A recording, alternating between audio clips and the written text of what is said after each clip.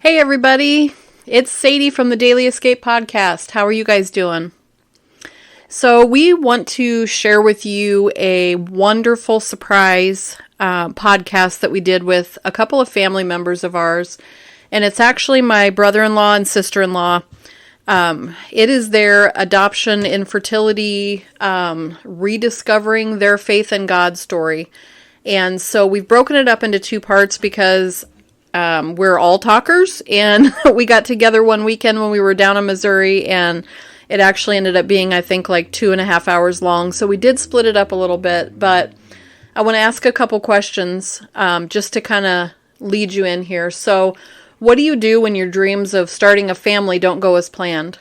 Hold on tightly and walk in faith. That's what you do.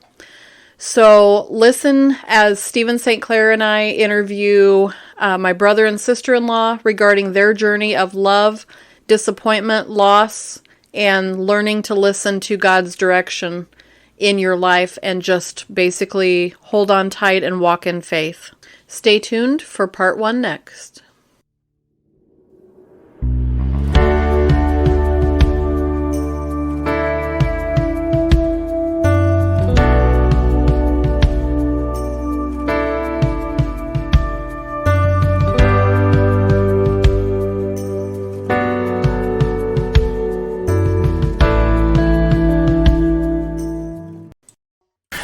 Hi everybody, this is Stephen St. Clair with the Crafted Quill Podcast. Sadie K. Frazier from the Daily Escape Podcast. And we are doing something a little different. We're not even home. We are not. Where are we? Missouri. No, in all seriousness, as we try to look for different ideas and things to talk about, I realized one day, I was like, you know what? We're going down to see my brother and sister-in-law, and there's a story to be told. Yep. You've been wanting to talk to them for a while and have them on. A little bit. So, welcome, listeners, to our show, that new and old. My brother Paul and his wife, Christina. Hello. Hi. Thanks for having us. You're welcome. Thanks for being here. So, the reason why we're having you on the show is this is probably going to be point blank, but a very family-oriented show. And in saying that, let's talk about your family. You guys met in high school, correct? Yeah, we want to hear your story. How far back do you want to go? Blow the dust off the covers. Well, we started going to school together in the 8th grade. Yep. But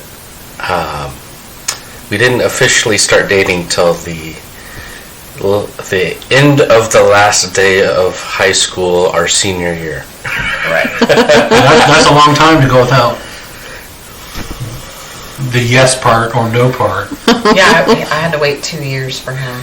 Yeah, we didn't. You had a cutoff date though, if I remember right. Like, if he doesn't ask me out by this day, really? Mm-hmm. Did he know the cutoff? No, I didn't talk to him. You got lucky. Well, we liked each other in high school. I think it started around the 10th grade when we could tell we liked each other, but I had no intentions of dating in high school. You know, when you're... Well, I didn't live at home, so it's not like I was going to listen to the phone conversation and giggle. It was more of, I looked around and saw my friends, and they would date, and then they would break up, and they would hate each other, and it would split people up, and I didn't want the drama. I worked a lot when I was in high school, and I liked my weekends of going out with friends and the freedoms with that, those kind of things. So when I just kind of made a rule that I wasn't going to date in high school with myself, and I stuck to it. So you almost lost out. So I waited till the last day of high school was over. Day was over. I'm free. I had written a note probably, 2 or 3 weeks before the end of school, and I'd had that thing in my pocket. Check yes or no kind of thing. Kind of. Well, I was kind of pretty bold in my letter, but I was bold in writing, but I wasn't bold in giving it to her because it said. I'm trying to remember. I think I had that letter in my pocket so long that I ended up having to rewrite it because he kind of got all messed up in my pocket. So I think I rewrote it. And you know what? Speaking of that, I think I remember when you met me at church at the Gathering Center, and you showed me a picture of Christina, and your hands were shaking a little bit, and I'm like, you didn't say anything. I'm like, is she your girlfriend? And you're like, yeah, I just asked her out. I'm like, well, better late than never. Yeah, I was really secretive about my. I don't blame you. Were you surprised? Yeah, because I thought he liked me too for 2 years, and I was praying about it, and I told God, look, if it's okay for us to date, then I'd like Paul to make a move before school gets out. And it was the last day of school, and I was trying to put myself out there a little bit more with flirting because he was reciprocal with flirting. Yep. So I thought he liked me, and about lunchtime I was like, okay, I guess the answer is no. So I started to back off. Well, we went to a movie the last day of school. The class did, yeah. Our class did it. So, what was that stupid movie? It was one of those... Twister? Was it? No, it was one where the comet hits the Earth and... Bruce Willis. No, it was the other one. Is it? I can't remember. We'll Google it. Anyway, so we watched that movie. She actually sat next to me in the theater, too. And so after the movie was over, we were all going our separate ways, and so we were out in the parking lot. She had already kind of walked to her car. I was in my car. Pardon me. I was scoping out where she was at, and finally got up the gumption to go up to her car. She rolled down the window. I handed her the note, and I walked away. I was already in reverse. I had parked next to him to give him, a very last shot. Maybe I'd talk to him after school, and I was ready to be done. I was like, okay, the answer is no. I thought I had my answer, so I was in reverse, turned around to leave the parking lot, and turned back to check the front again, and he was there with a note, slipping it in the door. So, Christina, would you say you were more on the traditional side of the guy doing the work, and you being the lady in waiting for your night? Absolutely. I wanted to be wanted. Yep. That's a good way to look at that. Okay, so let's flash forward. You guys went to college together. You were more college sweethearts by now, right? Yeah, we went to it is University of Central Missouri now, but it was CMSU. Central Missouri State University back when we were going there at the time. So we had our freshman year there. So we ate all our meals together, all those kind of things. So we got to know each other really well, really fast. Yeah. But we didn't even know that we were both going to school there until we dated for like a month. I didn't even know where he was going to school, It just worked out that way. So. And then when you found out where each other was going, did that change the scope of things? For better, for worse? For better, because I remember asking him, what do you think you're going to do at the end of summer? Like, where are you going to college? Do you want to continue this once we get to college? Or is this just for the summer? What are you thinking? And, so where are you going to school? I'm going to CMSU. He's like, I'm going there too. So, yeah, I'd like to continue. Heart leap through your chest for a brief moment. Yeah. Pretty much. Okay, so flash forward even farther. How long were you guys dating before marriage came up? And then when did you make plans? We dated for a full year. So we started dating right after high school, so May. So it was right after the May the next year, after our first freshman year of college, is when I proposed. So. And then how long after that until you guys got married? Another year. So a year of engagement, which I would never recommend. I think time probably seems to way slow. too long. Yeah. So at what point, and this leads into the meat of the story, the conversation about kids. When did that happen? And what was that conversation like, if you remember? Well, I think every couple has the conversation of, do you want kids? How many kids do you want? You know, your dreams, all those kind of things. And of course, I just want 2 kids, you know, and Chris, she's, I don't remember. What was your secret number? My number was 5. 3 or 5. And I was like, not 2 cool. Wasn't enough. I was like, no, sir. 4 was a weird number to me. So, yeah, 3 or 5. See how that worked out? I see that. Yeah, it was kind of funny. We both have 5 kids. Oh, wait, don't tell that part. Oh, yeah, no.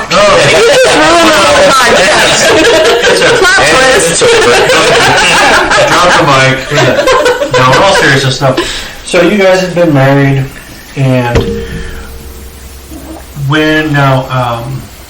how can I say this? Obviously, there was trying for children at some point.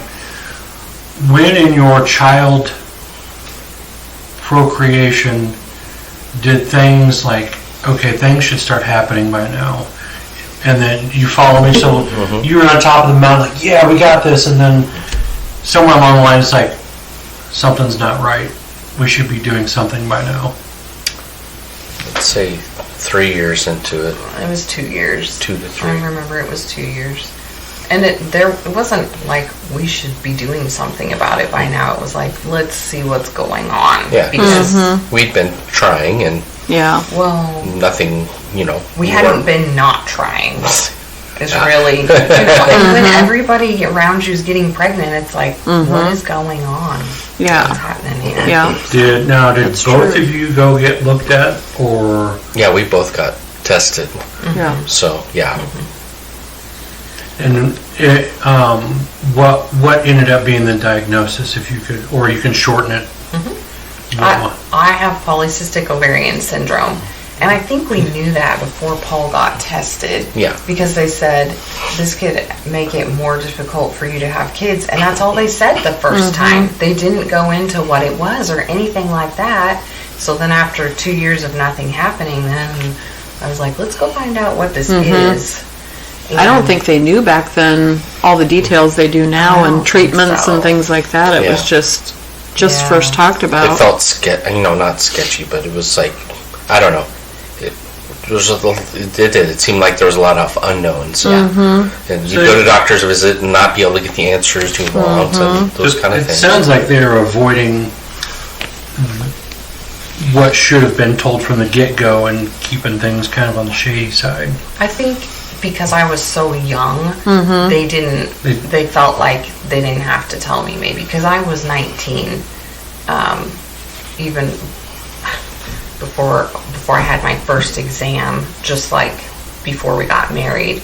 And you know, they ask you questions about your cycle and stuff, and I mentioned that it was irregular, and they're like, oh, okay, well, that might make it more difficult for you. And that's what they said. They didn't say more difficult to have children, so I didn't even know what that meant. I didn't ask, because as long as everything came back normal, I didn't really care. Did they recommend, once the path had been set, was there any kind of treatment, or was there, what options did you have at that point? They gave us fertility treatments, in which, I don't even remember what it was called, but we had treatments done where we went through multiple different kinds of treatments. There was the medication. There's just medication to try to regulate some, I don't think they even said hormones at the time. It was like to regulate I can't even remember what it was, sorry.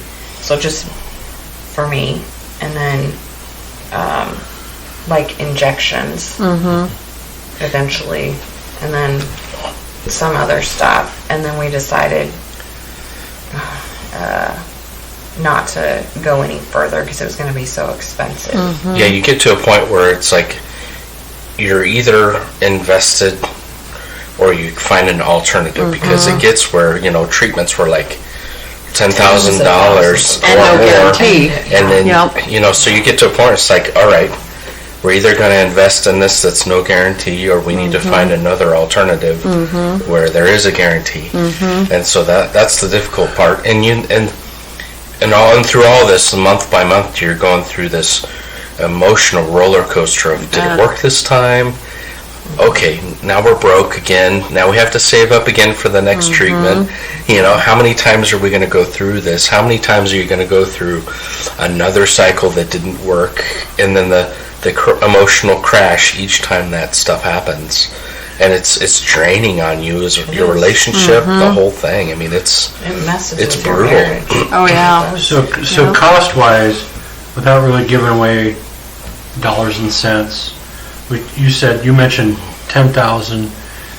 That was roughly like one shot, and then it didn't work, and you went back and tried it again, or you want it done? When you start getting into like where they harvest eggs and they fertilize them and then they put them back, you know, that's when you're talking about big bucks. Yeah. And so that was kind of where we were heading, and then, you know, and like, you know, we had to really step back and go, okay, what are we doing here? Right. You know, what's our goals? You know, those kind of things.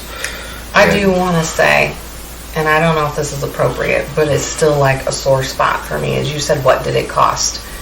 It cost me my job. It did. Because I told my employer, I'm gonna be honest with you. I'm gonna be gone.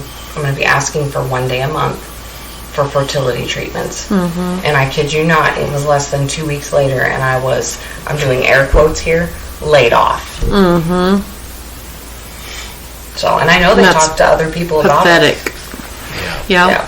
Because people had said, yeah, so-and-so told me that you guys were trying to have a baby.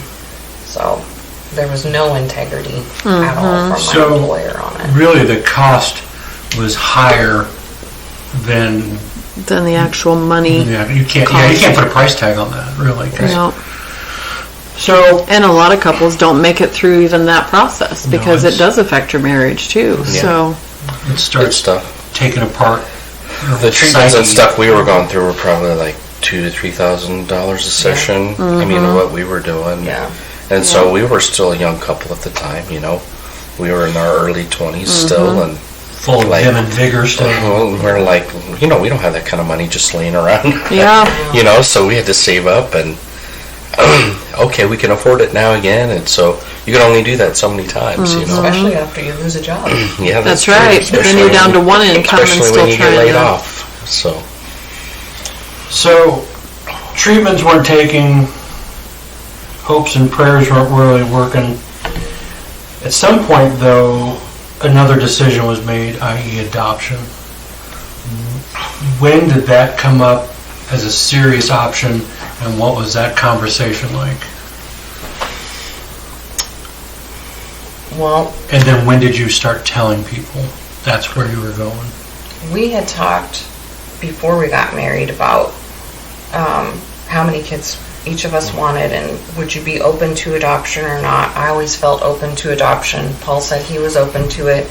We never said before or after we have biological children. We were just both open to it. So even before we got married, we knew we were open to it. We didn't know anybody who'd adopted. I really didn't have anybody in my circle that I could ask about it, or family.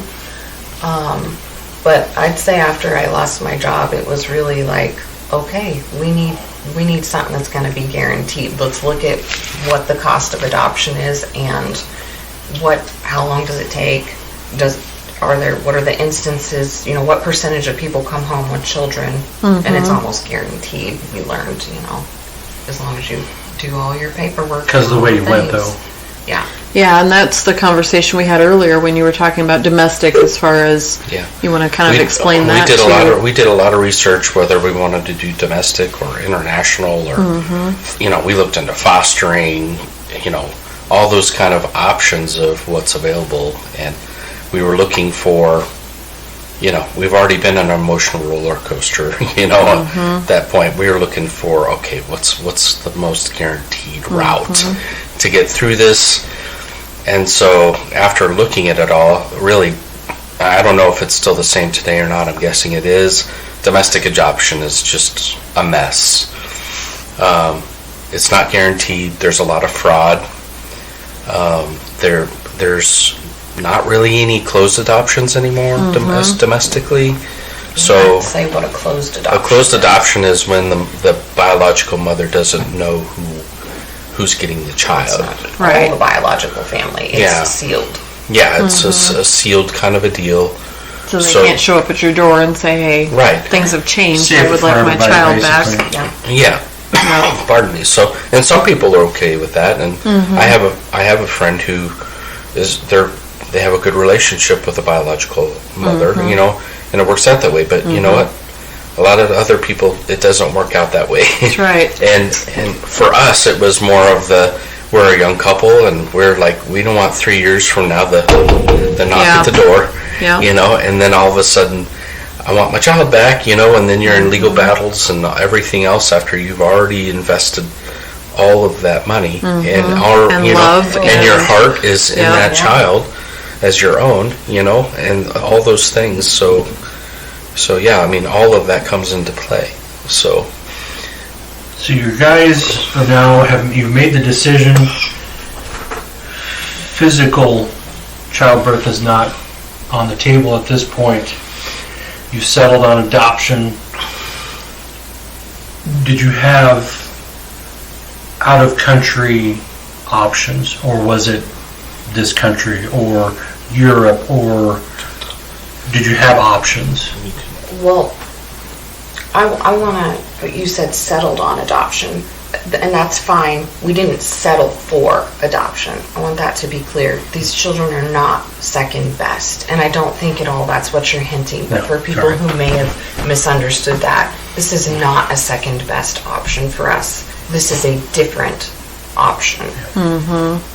Absolutely. But yes, we did have lots of country options. When we started calling around different adoption agencies, we found out there were lots and lots of, 10 or 12 countries that would work with the United States in adoptions.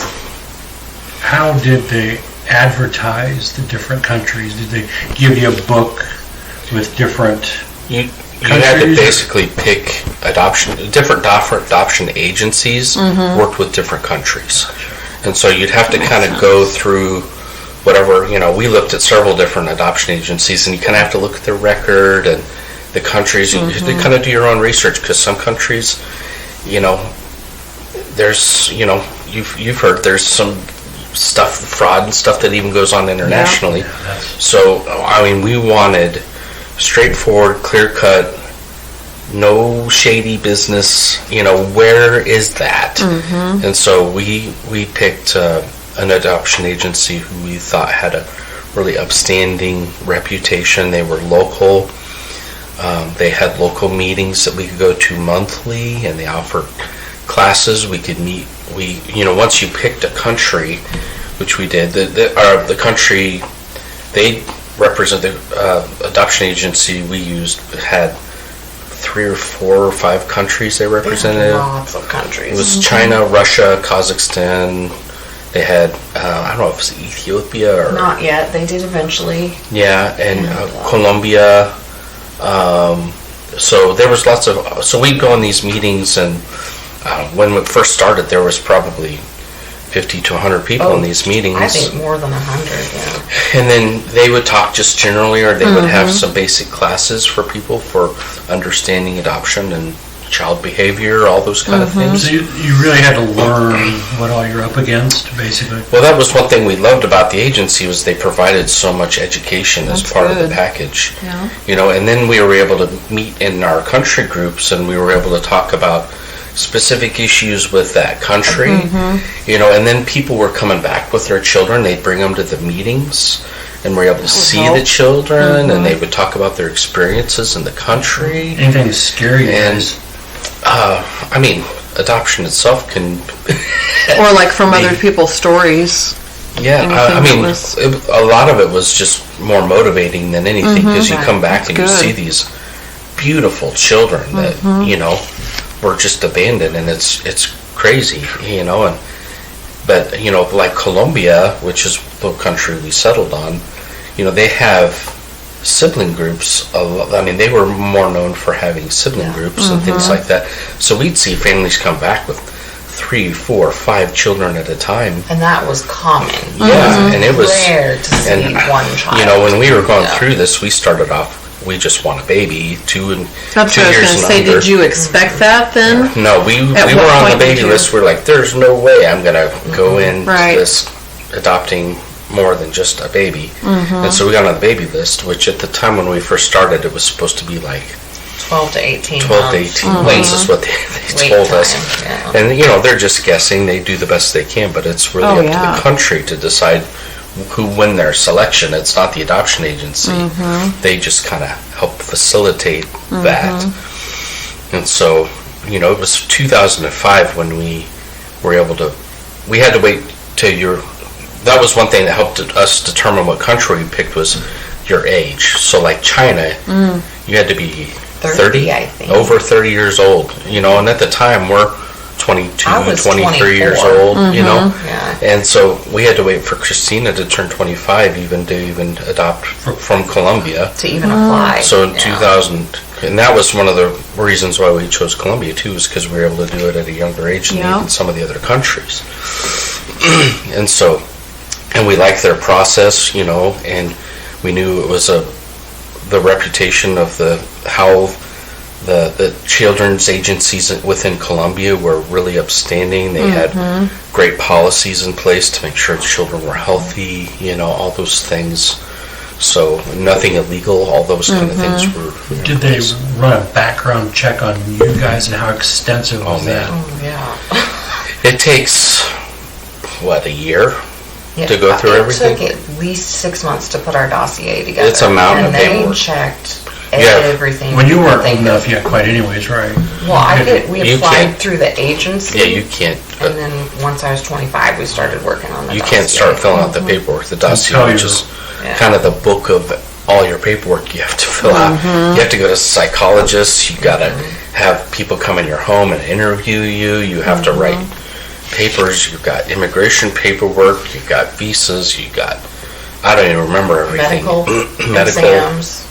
Medical exams. They want to know.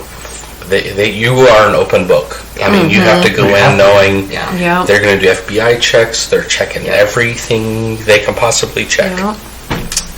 And you just have to, and that's why anymore I'm like, I don't care. You can check whatever record you want on me. I've already been thoroughly scanned. There's nothing you can scan that hasn't been scanned on me. So. Click on it. There we go. Okay, everybody, we are back. I had to pause in case you didn't notice. I may not edit this a whole lot, but there was something I said that I had to pause and address and ask for forgiveness. I want to rewind to the point back a little bit verbally. A lot of people, there's a learning curve to adoption, and maybe Christina, you can explain the mindset and verbiage and my faux pas. Sure. And this is something that we picked up on in our classes at the adoption agency too, or reading other people's blogs as they went through their process, because that was like our light at the end of the tunnel, was to read other people's experiences. And none of them are the same. And mine is not the same as anybody else's. But you so innocently said settled on adoption, which I so appreciate that, because you didn't say settled for. And I said, look, we didn't settle for anything, and I understand that's not what you meant. And there are things that people said in complete innocence that just hurt my heart. And it's just because they've just never been through the process, and they don't understand. When you say things sometimes, you're actually not helping. As much as you want to help and you want to be encouraging, it's not helpful.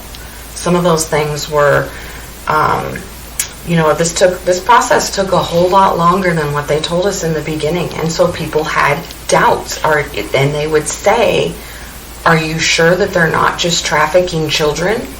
And that would hurt me so bad, because Paul and I, we're going to these monthly meetings. We're doing everything we're asked to do. It all feels legitimate. We're talking about bringing children from a different family and a different country and a different culture across the border into our family with a completely different culture, completely different language. And so I understand that people would begin to think, maybe they're just taking your money and running, but that wasn't the case. people didn't know that, but we're at these meetings, and we see family after family after family from multiple countries coming through with their children, and they have the same process.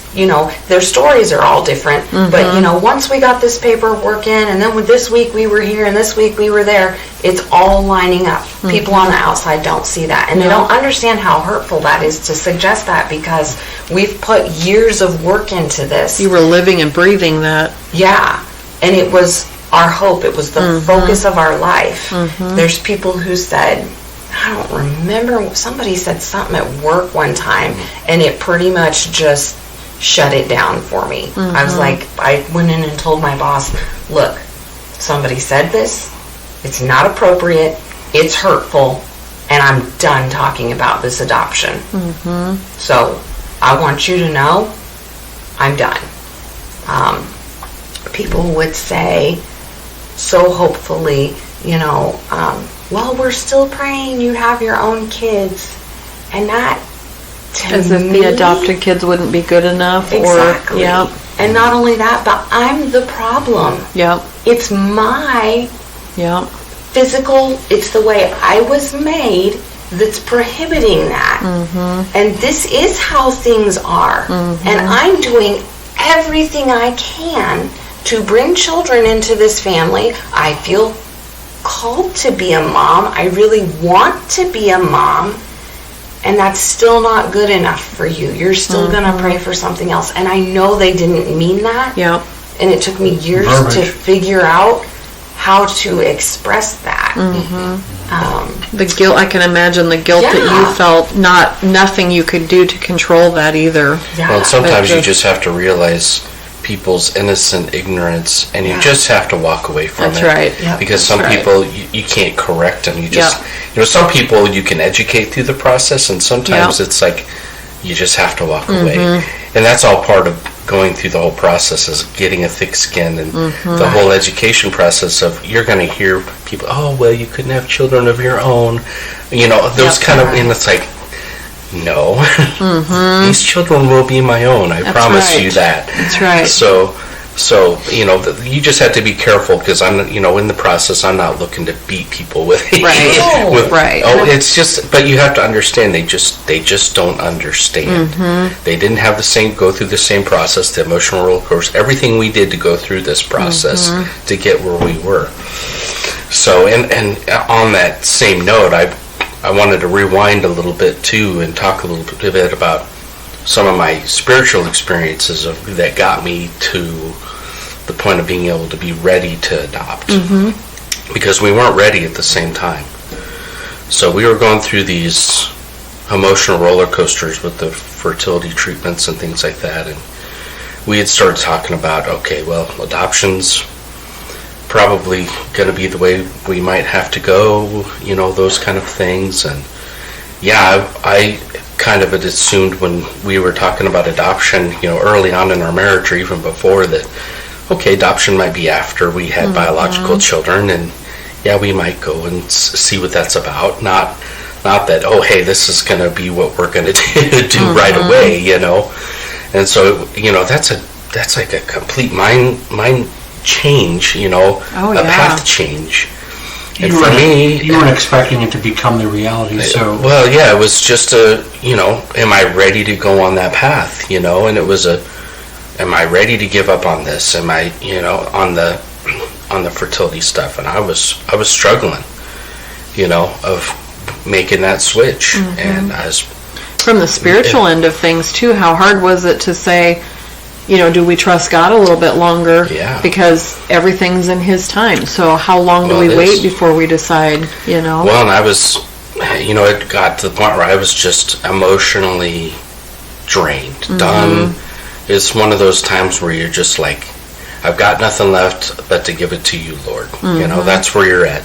We're Christians. And so we believe in Christ and the love of Jesus Christ, and that He's with us and alive, and He gives us guidance and direction, those kind of things. And on the way home from work one day, I was just pouring my heart out to God in my truck on 435 at rush hour traffic. I'm sitting there. I've got nothing else to think about other than this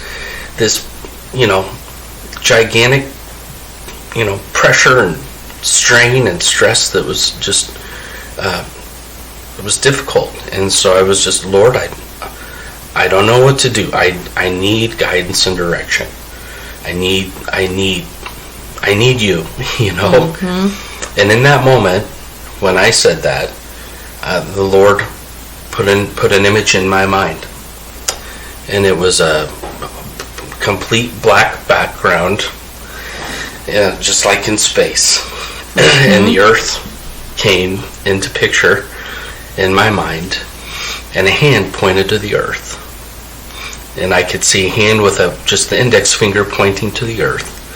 And and he said to my mind, I have a child for you.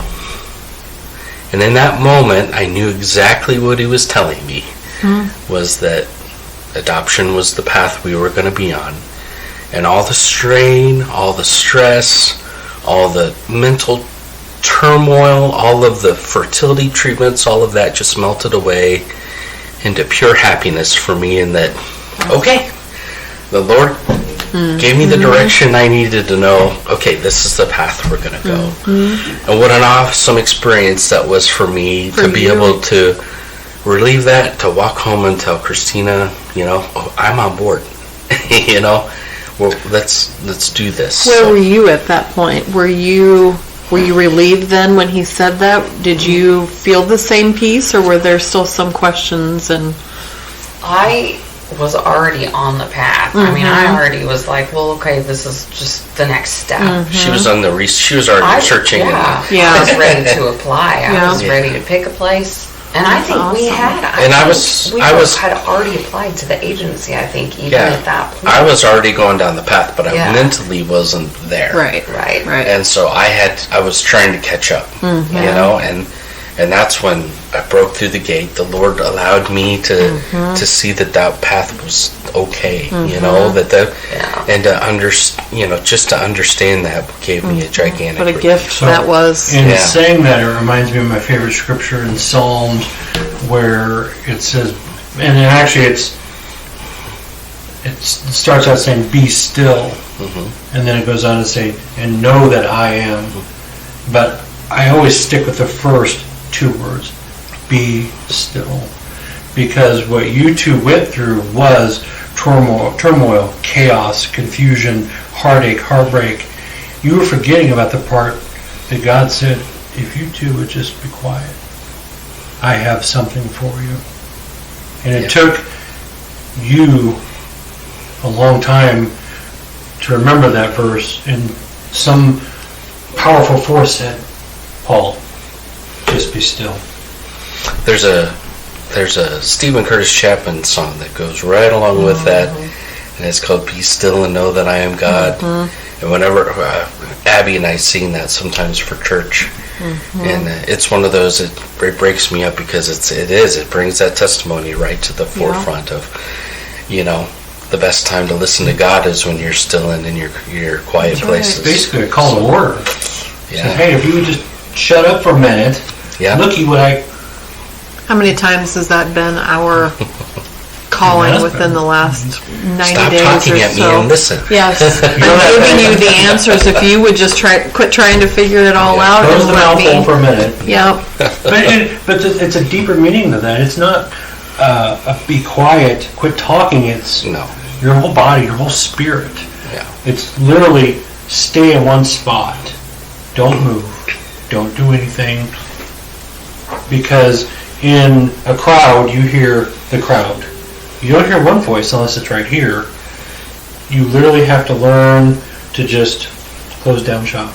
To me, I liken it to the old days of tuning the radio, getting rid of the static, You turn the dial and you till the static goes away, and that's what you have. That's where the relationship part of being with Christ is getting rid of the static. You got to tune in, and that's part of having the relationship with Him. That a difficult part is you gotta dial that in, because he's there. He wants to talk to you. He wants to give you that information, but he wants you to kind of work for it a little bit and to find him. And by doing that, you gotta turn the knob. Otherwise, all you're gonna hear is static. You gotta point that satellite dish. You gotta do everywhere. It's important.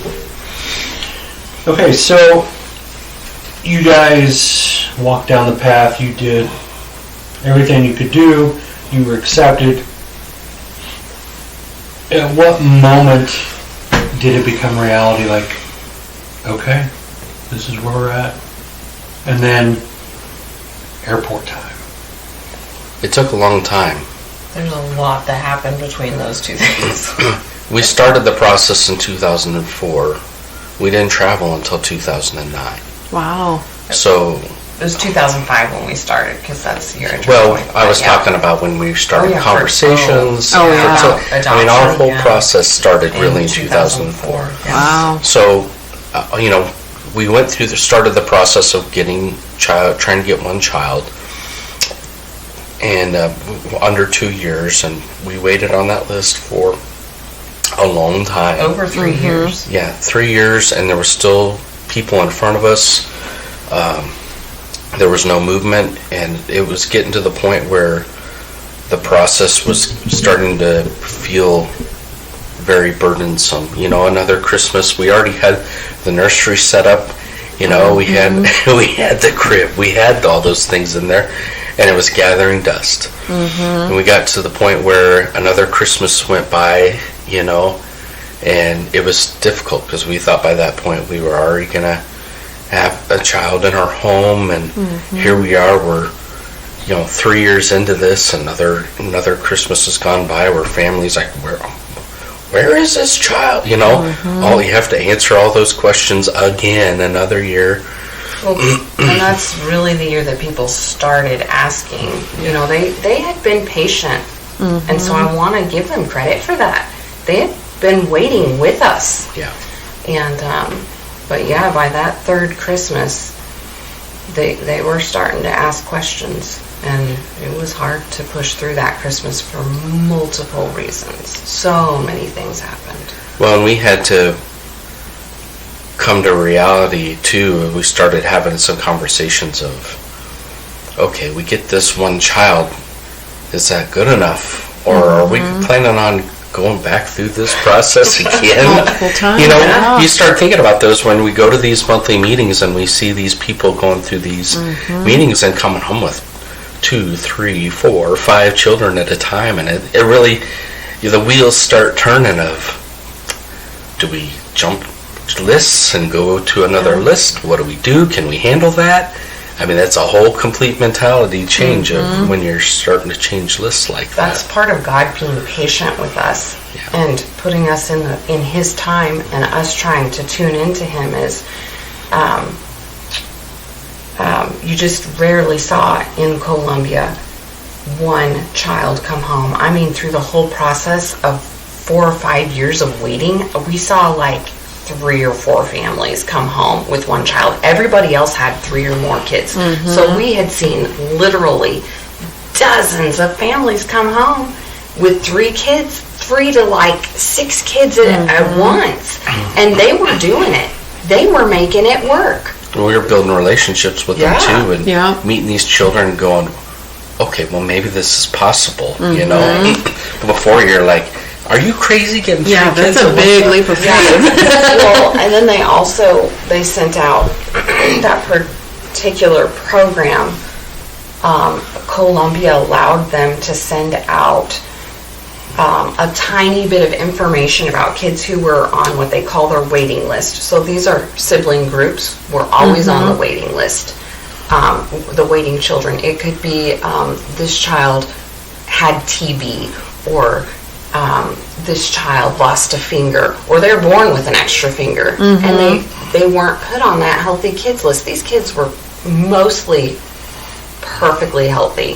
There are a few who they already knew maybe had learning disabilities or something, but they wanted those kids to have families. And so that country allowed the agency to forward just like 2 sentences. Age, sometimes you got their name, sometimes you didn't. Sometimes you got their picture, sometimes you didn't. So month after month, we're seeing these kids that are like mostly healthy, but their sibling groups come through. And, you know, if the oldest one is 10 and here we are 27, 28, that's kind of close in age to us. Yeah. So, but we knew that was an option. And there's kids that you saw those families that took those waiting kids because they'd be in the next month's issue with their kids. That's right.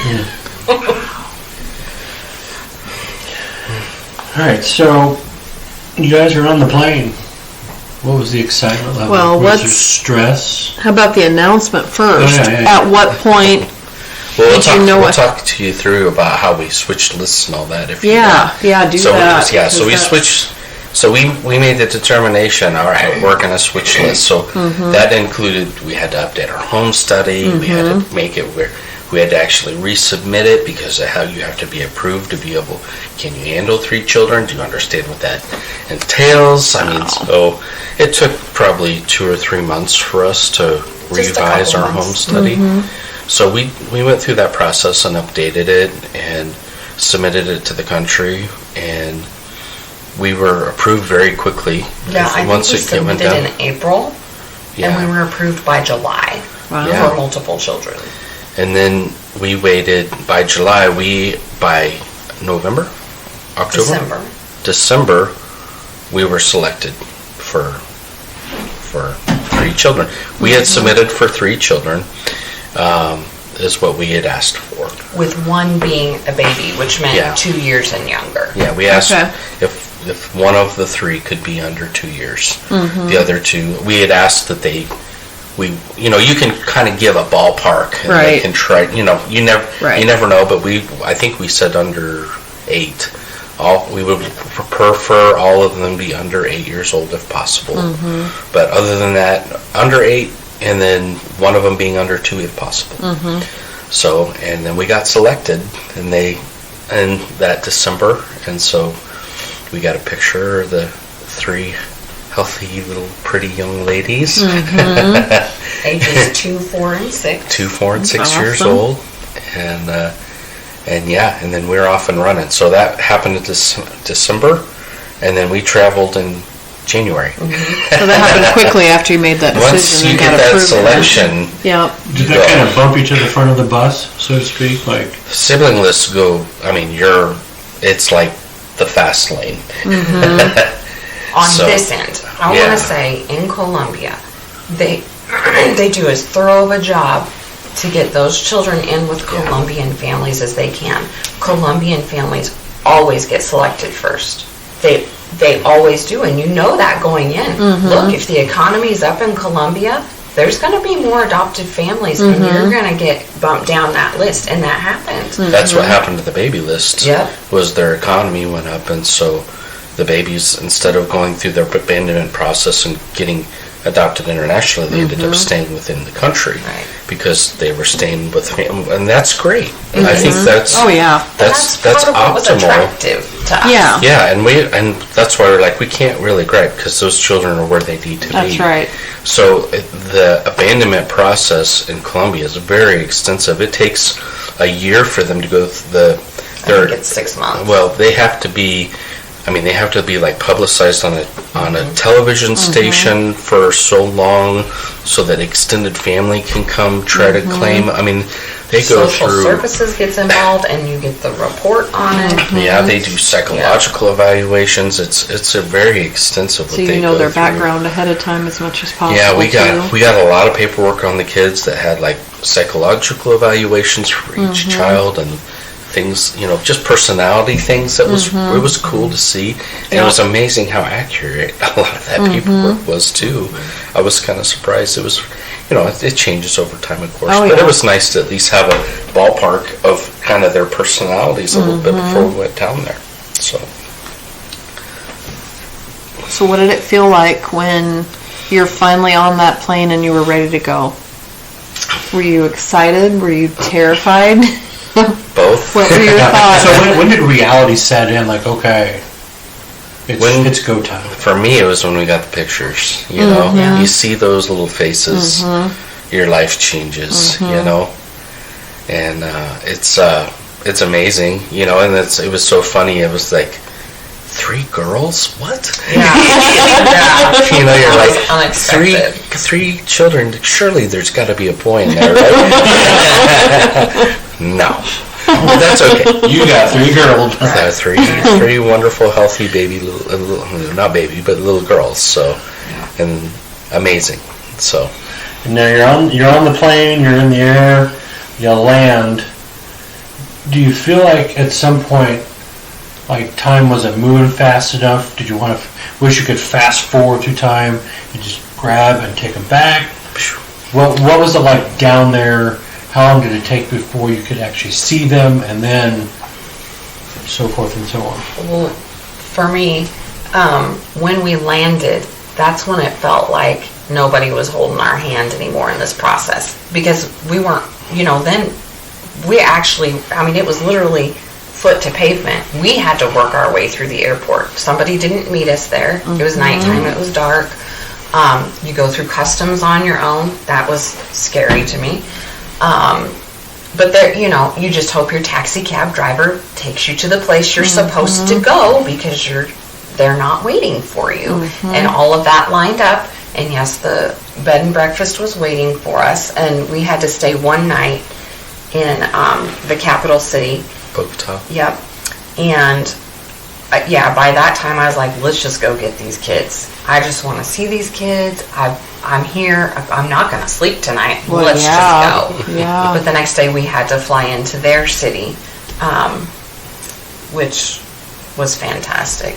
That was amazing. Yeah, we went to... Don't say the name. Oh, I want it. But we flew into the city, and it was like paradise. Yes. It's in the Andes Mountains, and you got tropical. It's tropical. You see tropical birds. You see pineapples and bananas, and all the stuff that are just growing. All Oh yeah. Trucks driving by full of bananas or whatever, and fresh fruit stands. And you walk in this beautiful bed and breakfast we got to stay in, and it was amazing. Well, it was January when we traveled. Yeah, we're in the Midwest. It is dead out here in the Midwest. Nice. Oh yeah. And we go to Colombia, and there's like just tropical foliage. Everything's green. Yeah. It's warm. We're driving with the windows Like you said, down. paradise. You're surrounded by Yes. green mountains and these. It was picturesque. Oh yeah. To say the least. Beautiful. When adoption became what it was, cost obviously shifted now. Was going down to Colombia, was that an expense all on its own? You guys are down there, a month, right? We were down there about 4 weeks. So that had to have been a whole other level of cost. Well, once we knew we were going down the adoption process, we had, 5 years where we were doing fundraiser dinners. We were doing everything we had several fundraisers. We were making Christmas wreaths. We were selling anything we possibly could. Spaghetti dinners. We were doing all kinds of stuff. People were very generous with us and helping us raise money, which we had to do because, you're flying to another country. You're having to stay in a bed and breakfast for basically 4 weeks, Was that a requirement that you had to stay there for that long before you came home? Okay. Yeah, because you have to go through all the court systems, all the legalities of them becoming legally yours. So you have to go through the adoption process down there. So that takes time. Yeah, I had to physically go to each one of the cities that they were born in and go to the registrar's office, and they had to change all their paperwork to our names down in Colombia before we could even travel back to Bogota. So it was legal all the way down to their birth certificates in Colombia.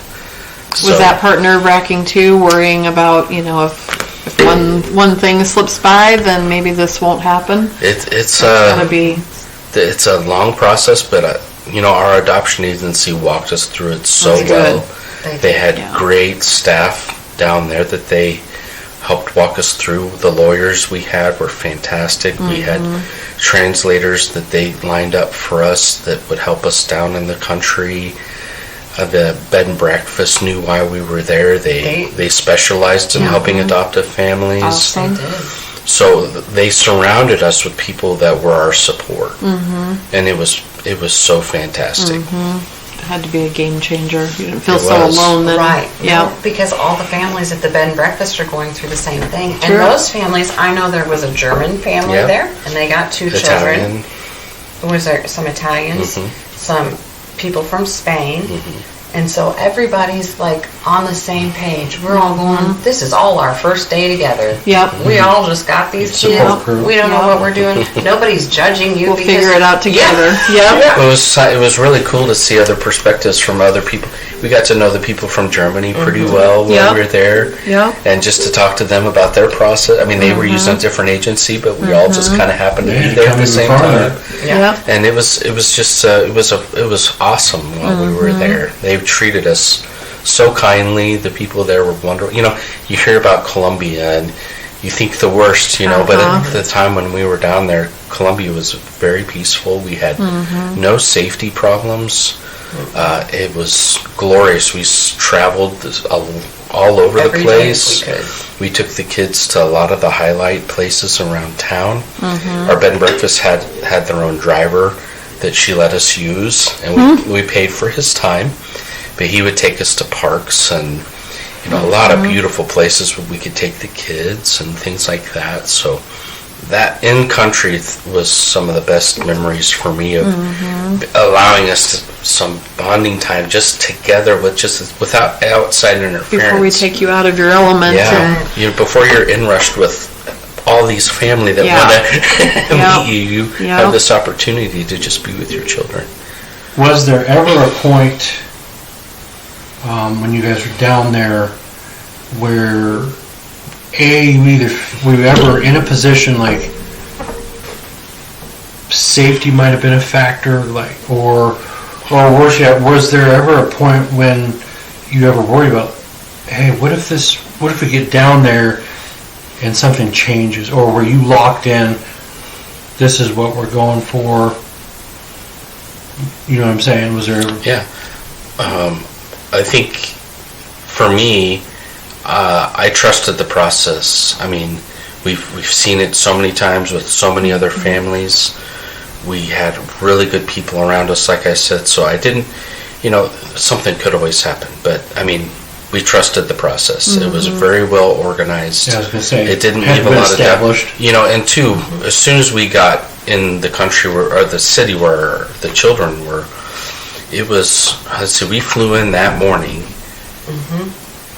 dropped our stuff off, went to lunch with the owner of the bed and breakfast. That's right, yeah. And she asked us, so I'd learned a little bit of Spanish in high school and college. The owner of the bed and breakfast, she was learning English, so we were about the same level with each other's language. And she was asking us, well, where are your children? Do you know where they're coming from, which organization or whatever? And so we told her, and she said, oh, well, I volunteer there. That's awesome. So she's super familiar with the place, familiar with the children. They're really good to the kids there, and they've been really well taken care of. I know they have. Yeah. So that was really cool. So by the next day, we get up and we go and we have the children. By that next, so we don't have a lot of time to think about things. It's right. We walk into probably a room. A good thing. It is, and there's a lot of wait. I mean, you go, you travel, you go to a room, and all of a sudden they come busting through the door. These beautiful kids, and you could tell they were well prepared before they got to us. And awesome. They walked in and they were like, "Mommy, Daddy," things like that, which is. I mean, maybe one of them was like. Yeah, I mean, they had the petrified look, but you could tell they were prepared by the people go in there, Yeah. And they were doing their best to play the part. They were. They were trying to be brave. They were trying so hard. They were dressed up in these beautiful, brand new dresses, and their hair was all done pristinely. They spent hours on their hair. And it was wonderful. It was a great first meeting, and we took them back to our bread and breakfast, and that's when we had a couple weeks of just getting to know them. It was awesome. So you mentioned they were the door opened and in walked 3 beautiful angels, were you told, so let's flip it a minute, what was it like on their side? What was their prep like?